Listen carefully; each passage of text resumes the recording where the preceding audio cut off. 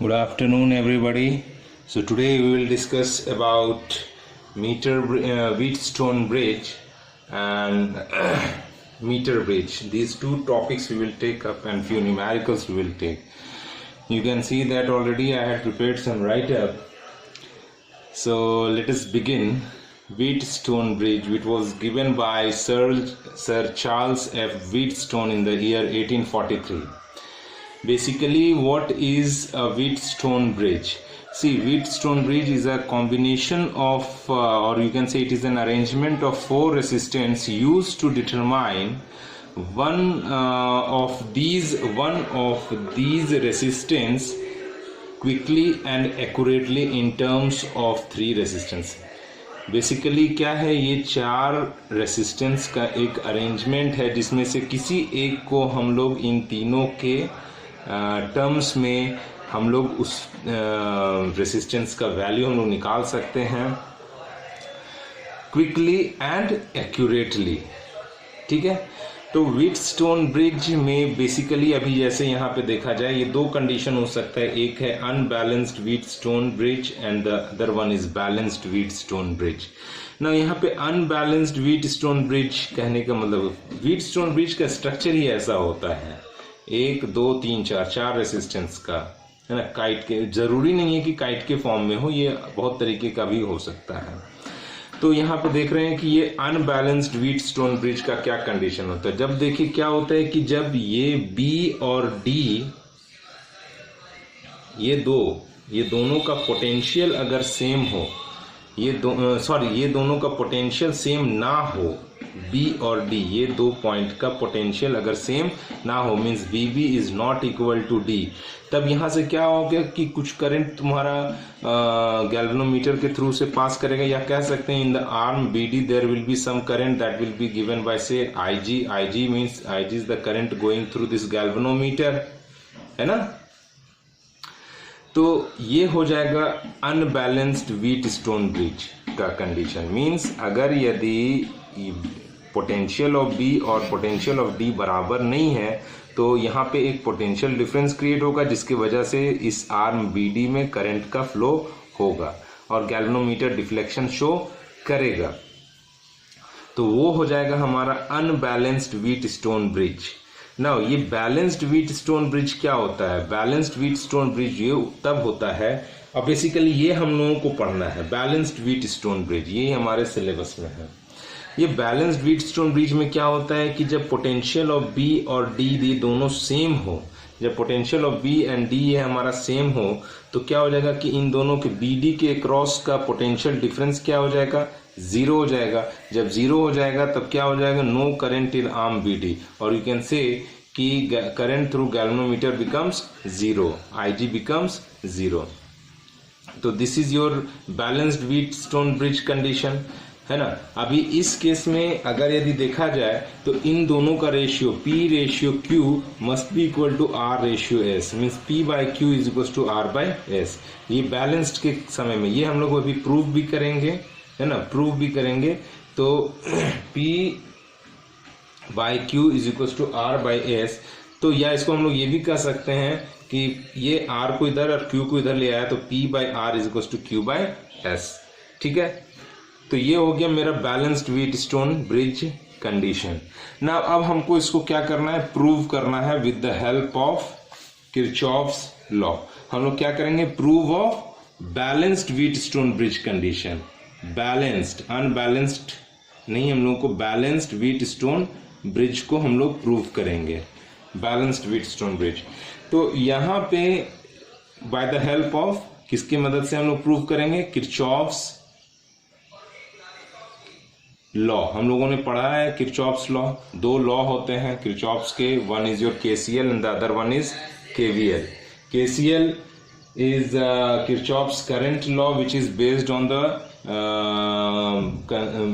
principle of conservation of charge, and Kirchhoff's loop law is based on the conservation of energy. Now अभी क्या हो जाएगा कि अभी अगर यदि मैं इसका एक ये बनाऊं,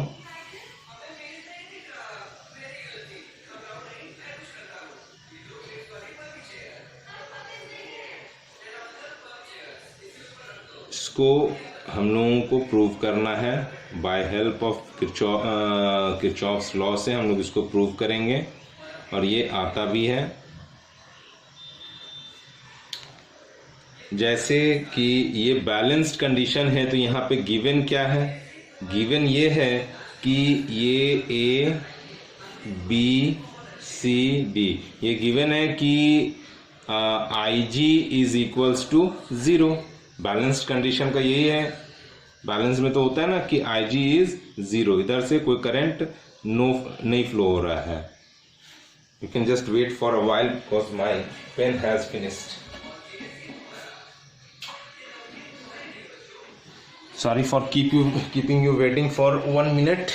So this is your condition given कि Ig is equals to 0. Ig is 0. Then this is P, and say this is R, this is Q, and this is S. मान लेते हैं ये करंट यहाँ से I गया, तो इधर गया हमारा I1, तो इस डायरेक्शन में कितना जाएगा? By Kirchhoff's current law I यहाँ पे आया, तो जितना करंट आएगा उतना ही करंट जाएगा। तो इधर से गया है I1, तो इधर से जो जाएगा वो हो जाएगा I माइनस I1। अभी इधर से कोई करंट नहीं फ्लो हो रहा है, तो यही सेम करंट I1 इसके थ्रू भी पास करेगा, और इधर से भी यही करंट, सेम यही करंट इधर से भी पास करेगा, तो I माइनस I1। नाउ अब यहाँ पे हम लोग लगाते हैं किरचॉफ्स लॉ।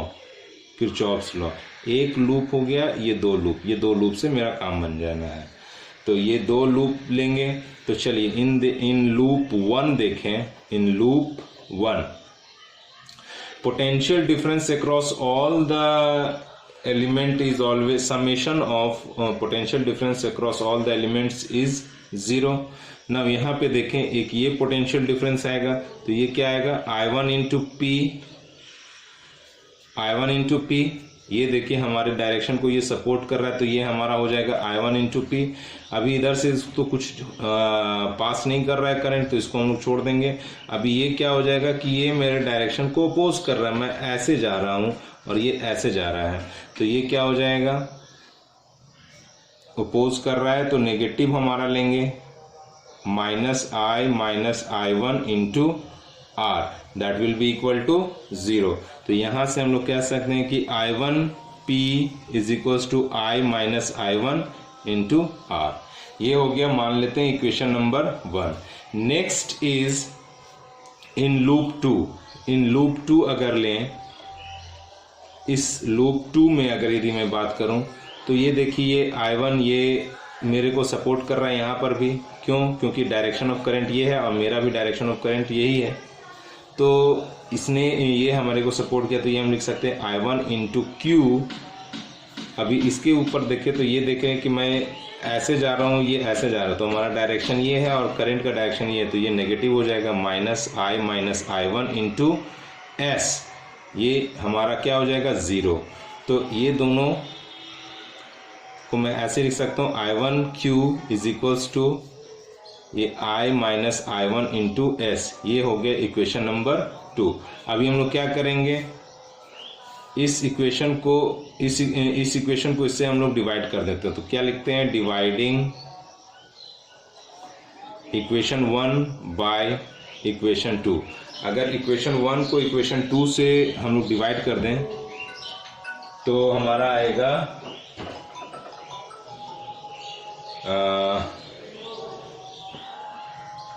I1P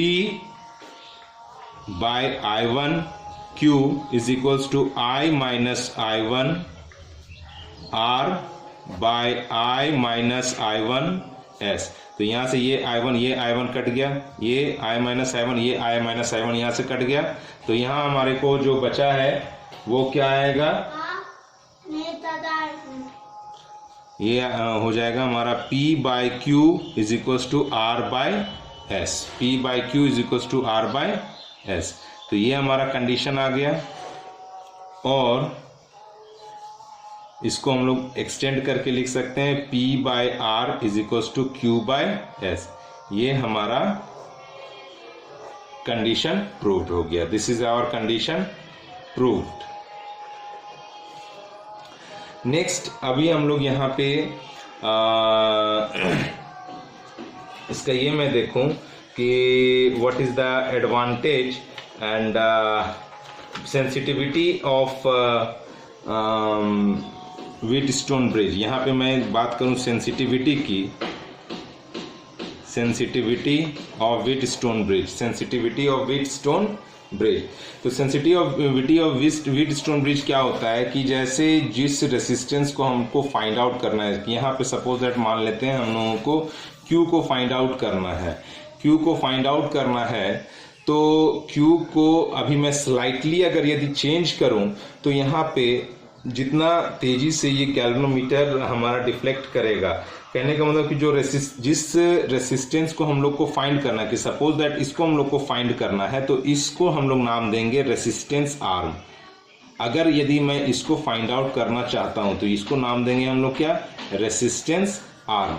अभी क्या है कि अगर यदि रेसिस्टेंस आर्म को थोड़ा सा बदलाव करे और गैल्वेनोमीटर में बहुत ज़्यादा डिफ्लेक्शन हो जाए, मीन्स एकाएक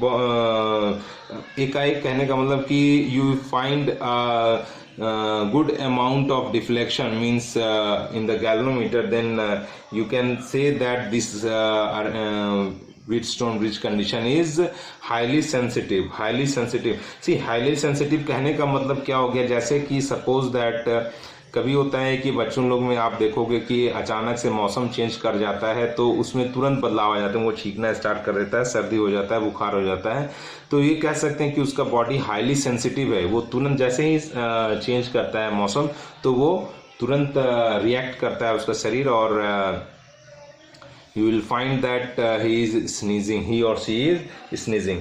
तो उसी तरह से यहाँ पर, हाँ यहाँ पे जैसे ये हाईली सेंसिटिव करने के लिए हम लोग एक ये भी हम लोग कह सकते हैं कि अगर ये जो PQRS जो हमारा रेसिस्टेंस है, अगर यदि इन एक ही ऑर्डर के हों, एक ही ऑर्डर कहने का मतलब यदि 10 to the power 1, 10 to the power 2 या 10 to, इस फॉर्म में मैं बात कर रहा हूँ, ये नहीं कि चारों को चारों बराबर हों, बराबर ने एक ऑर्डर के अगर यदि हो तो वहां पे सेंसिटिविटी अच्छी मिलेगी, है ना। ऑर्डर बोले तो वही 10 to the power, जैसे सपोज दैट एक है 5 into 10 to the power 3, एक दूसरा है 7 into 10 to the power 3, तीसरा है 1 into 10 to the power 3। तो यहाँ पे आप देख रहे हो 10 to the power 3 जो है ये ऑर्डर इन लोगों का क्या आ रहा है, सेम है। तो ऐसे केसेस में आप देखोगे कि ये तो आपका बहुत हाईली सेंसिटिव है, उन्हें अच्छी सेंसिटिविटी मिलेगी। इसका एडवांटेज यहाँ पे क्या है कि रेसिस्टेंस को काफ़ी, जैसे जो रेसिस्टेंस को फाइंड आउट करना है उस रेसिस्टेंस को काफ़ी एक्यूरेटली और क्विकली फाइंड आउट किया जा सकता है। क्यों? क्योंकि यहाँ पे कोई करंट हमारा फ्लो नहीं कर रहा होता, इस गैल्वेनोमीटर से कोई करंट फ्लो कर नहीं रहा होता है। तो यहाँ पे गैल्वेनोमीटर में क्या रेसिस्टेंस है, कितना रेसिस्टेंस है, ये इस पे कोई इफेक्ट नहीं डाल रहा है। इस पे क्या ये अपने सर्किट में कहीं इफेक्ट नहीं डाल रहा है, क्योंकि यहाँ पे हम लोगों ने क्या किया है कि रेसिस्टेंस को यू कैन से दैट हम लोगों ने इधर से करंट थ्रू गैल्वेनोमीटर ही जीरो कर दिया है। तो ये ज़्यादा एक्यूरेटली हमारा क्या करेगा कि रेसिस्टेंस को फाइंड आउट करेगा। तो ये इसका सबसे बड़ा एडवांटेज है कि इसमें जो हम लोग रेसिस्टेंस फाइंड आउट करते हैं, है ना, अननोन रेसिस्टेंस फाइंड आउट करते हैं, वो तब करते हैं जब करंट थ्रू द गैल्वेनोमीटर, वो करंट हमारा जीरो होता है तब। तो यहाँ पे ज़्यादा क्विकली और ज़्यादा एक्यूरेटली हम लोग इसको फाइंड आउट कर लेते हैं, ये इसका सबसे बड़ा प्लस पॉइंट है। तो this and we have already discussed lot many numericals on Wheatstone bridge. If you will go through my previous video where I discussed about that means many complex circuit problems, वहाँ पे हम लोगों ने Wheatstone bridge का काफ़ी सारा numericals किया हुआ है, you can go through that, है ना। we are not going to discuss further more numericals on Wheatstone bridge. Already that video has been given to you all. Thank you. In the next video we will discuss about the meter bridge and we will discuss about some numericals based on that. Thank you.